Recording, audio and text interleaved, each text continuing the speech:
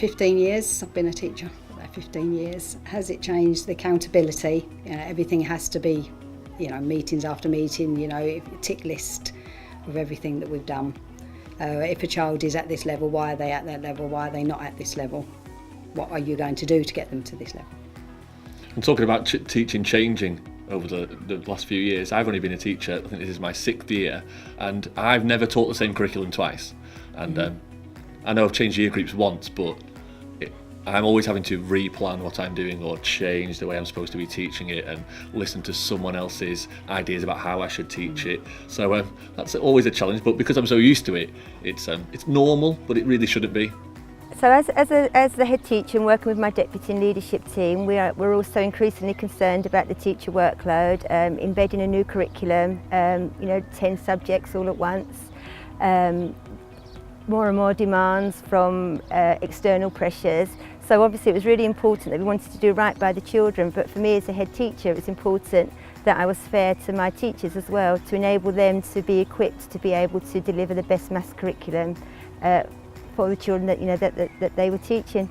I'm really aware of the teacher workloads. We've focused a lot on it in this school. I'm not somebody, my own personal opinion, who supports testing of children. I think that puts too much pressure on the children, and it also leads to a rerouting of teaching towards passing a test rather than teaching towards the subjects and the content knowledge that children need to have. I do think that what we're asking teachers to do is unreasonable.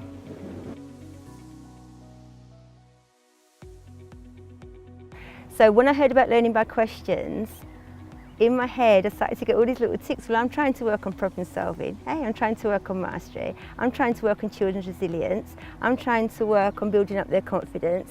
And the more and more I looked at what my school needed and what my children needed, the learning by questions was really ticking all of those boxes. And I think one of the most wonderful things, because we've trialled it in year 5 and year 6, and my year 5 and 6 classes are so different, and yet the learning by questions has met the needs in both classes absolutely completely and brought the children on in such different ways and I can see that the teachers that are doing with it are absolutely enthused and absolutely behind it too.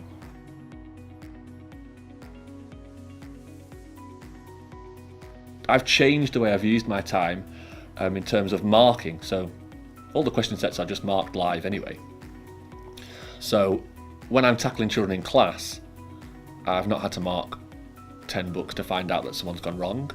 I either know they're going wrong and I tackle them then and teach them how to do it on the spot, or I'll use the data at the end of a session and just analyse it and see maybe when you go onto the questions and it says this question was answered in this way 10 times or 14 times, it might be a big misconception I need to tackle as a class or as a group. So when I plan for next lesson, instead of me marking and spending an hour or 2 hours marking, I now look at the data and say, well, what do we need to do next time? What I'm going to do when I want to reteach this in future, or the next lesson, what do I exactly need to teach, rather than just teaching what I would generically teach for the next lesson, like a progression of skills. Actually, I'm very specific about what I need to teach and what I should show them to help them to learn. As a head teacher, first of all, it was really hard not to see so much work in the books, and that was a real change of mindset for me that I had to see, because I think as head teachers you're very used to want to see all this evidence in books, and I really had to get my head around that. But going into classes and seeing it in action and talking to the children and talking to the teachers can absolutely, that has really changed my mindset too. And I can see for their workload, they are able to spend their time thinking about the teaching and the learning rather than marking or trawling through loads and loads of resources online or trying at this. They've got the tools right at their fingertips, and it's enough variety there for them to be able to plan exciting, captivating lessons for the children. I wouldn't like to even estimate how much of their time is being taken away by doing kind of bureaucratic or administrative. You're always going to have some level of administrative task or activity you've got to do.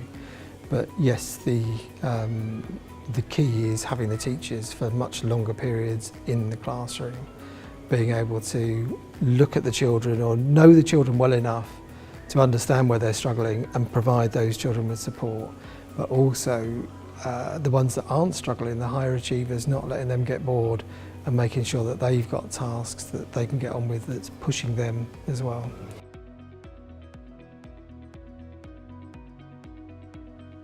The most of my time is saved planning. So planning's 100 times easier because I look for an objective, I find the question set that fits, I decide who needs what types of question, and then essentially my planning's done. Yep, that's it. For a lesson. It's had a big impact on our workload because there is no way that we could bring up that amount of questions from fluency to problem solving to mastery in for one lesson. It would have taken us hours to do that, wouldn't it? It would. Each one. And to differentiate properly for each lesson, to produce the same variety of questions about a particular objective, I would say I've never done it in such great depth as since I've had LbQ to do it, essentially to do it for me. Absolutely reduced the workload because maths was a priority for us. We spent a lot of time on English, and as a school we were looking at really trying to improve our maths, but the year 5 and 6 were able to look really closely at the objectives they were trying to teach, check in with what was available on the learning by questions, and then being able to plan a really differentiated and targeted lessons based on the objectives that the children needed. They were easily able to pick up the gaps and look for the gaps, to stretch those that needed it, to provide consolidation.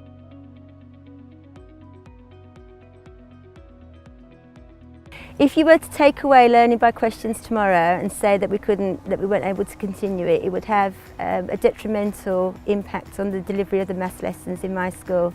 I would say I think it's really helped to shape my teachers' thinking. It's helped to raise their expectations. It's really infused a love of maths and a joy of maths learning for my pupils.